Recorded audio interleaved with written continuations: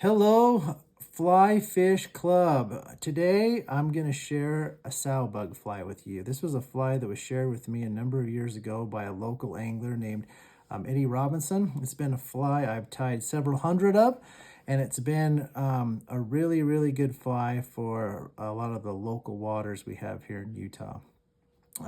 This fly, it is the best representation that I've found for the natural aquatic insect. And it's not too hard to tie, and I'm excited to share it with you. And so first things first is we are going to use a scud hook, and the hook I'm using is a 2488, and I've put just a pink tungsten bead on there, and that's a nice complementary color to the dubbing that we'll be using. I've selected red thread. I'm going to start that right behind the bead and just do a few wraps, and we'll cut off the tag end and put it in our garbage pile. The next thing we'll do is we're going to drop in this piece of small wire. And I'm going to bring that wire in from the bottom.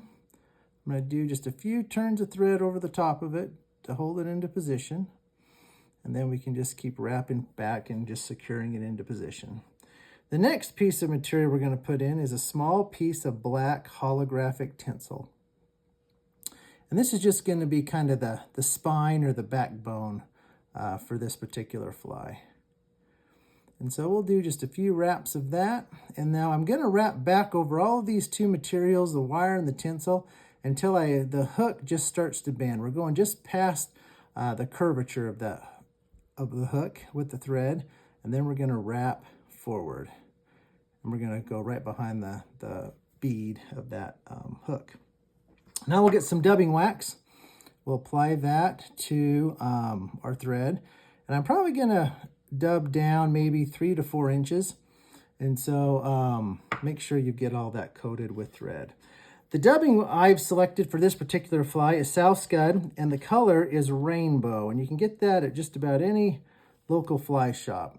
And the trick with this fly is when we dub it, you're going to think this is crazy and that we're putting on way too much dubbing. But you put on a large amount of dubbing, and then you put it on loosely. We don't want it really tight. We've got to be able to pick this material back out with the tools that we have to give it some shape, to give it some texture. And this is going to be the body and the legs of our fly. And so that's probably 3 to 4 inches of really loosely dubbing that's on the thread. And that ought to do it. And so we're going to do 2 layers of dubbing. We're going to start right behind right behind the bead. And then we're going to wrap rearward. And we're going to cover all those materials and all that thread that we put on. Now, one of the tricks that I can share with you is we want to do 1 turn of dubbing behind the wire. And the purpose for that is now our dubbing, the first turn, is going to be on material instead of on a bare hook shank. Once we've done that, I'm going to tighten this up just a little bit. And now we're going to come forward with it, and we're going to brush. Forward and brush with our finger. And that's going to just kind of make it a little bit looser and help it just kind of pull out. And when we get done with this fly, it's going to look like a great big marshmallow. And that's the kind of the look that we're going for. Now I'm going to take that material and I'm going to kind of push it down with both my fingers. And we're going to take this holographic tinsel and pull it up and over the back of this particular fly. Okay, we'll hold that into place with our left hand, and then with our thread hand, we'll go up and we'll catch that material and hold it into position. And then I like to just take a little second and tighten that up, and then we can pull down on our thread, and it's tight and secure, and it's not going anywhere. Okay, now we're going to take our wire and we're going to begin wrapping this. And I think ideally the goal that we want is to do probably about 5 turns of wire. As I bring the wire up on my side, it's going to pull the dubbing up. And so I'm going to take my fingernail and I'm going to push that dubbing back down. And now we're going to give it a loose wrap over the top of that holographic tinsel, and then we're going to tighten as we pull down. And that's how we're going to get this through this fly, and we're going to have a straight spine that's not crooked. And we'll just kind of work through our fly. And when we get done, one end is going to look kind of segmented, kind of almost like a larva or a maggot. And then the other end's going to be bushy. So I think that was 4, and then this is going to be number 5.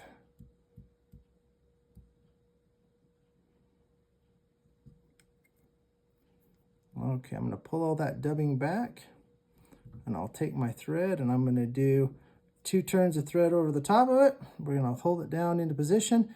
Then I'm going to do 1 turn of thread in front of it and just kind of push backward, and that's going to be our locking wrap that holds everything into position. Now we're going to trim off the wire, and we're going to trim off this tinsel. We don't need that on the fly anymore. And when I do that, I'm going to use the very, very back of my scissors. Not the fine pointed tips, but the very, very back of it. And then we'll have a little loose end that's sticking up there, and I'll just kind of take my thumbnail, and we'll just kind of round that off and push that down. And now, generally, we've got the fly constructed. We'll take a whip finish tool. We'll throw in a couple of half hitches. We'll hold that fly and tighten them down.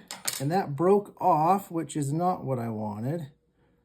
And so let me just go in there and put a couple more in there to make sure we're in good shape.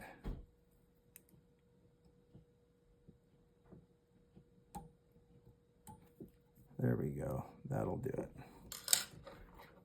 We'll go in and we'll trim our thread off. And now we got to give this bug a haircut. There's 2 brushes that we're going to use. We're going to use a dubbing comb, and we're going to use a dubbing teaser. This looks really similar to a 22 shell, or sorry, a brush you'd use to clean your 22. And what I'm going to do is I'm going to take this and I'm going to dig this into the side of that fly, give it maybe a 1/4 of a turn, and then pull straight out. I'm going to twist and pull, and that's going to give this fly its body, its look. And we're going to do that on both sides. We might even do it a little bit more. Twist and pull. And we're going to take all that loose dubbing and we're going to get it out to the sides. And so that's kind of what it looks like after we've kind of pulled all that dubbing out to the sides. Now this is a tool called the dubbing teaser. And there's these little barbs on the very end of it. And we can reach in between this wire pockets that we've got, like right up in here, and we can pull that dubbing out where the brush couldn't reach. And so I'm going to get in there and I'm going to kind of rat out just a few of these little pockets. And when we're done, I'll show you what it looks like. And it looks like that, where all the dubbing's pulled out to the side, and that's right where a sow bug's legs are. Now, we're going to trim this guy. And so I'm going to come in and I'm going to cut straight across. And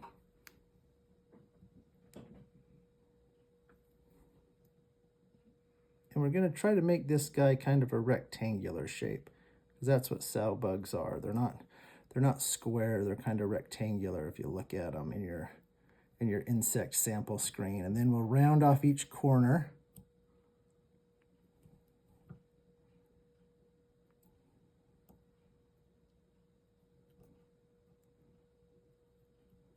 Maybe I'll get that one. I've got one little stray hair right here I'd like to get.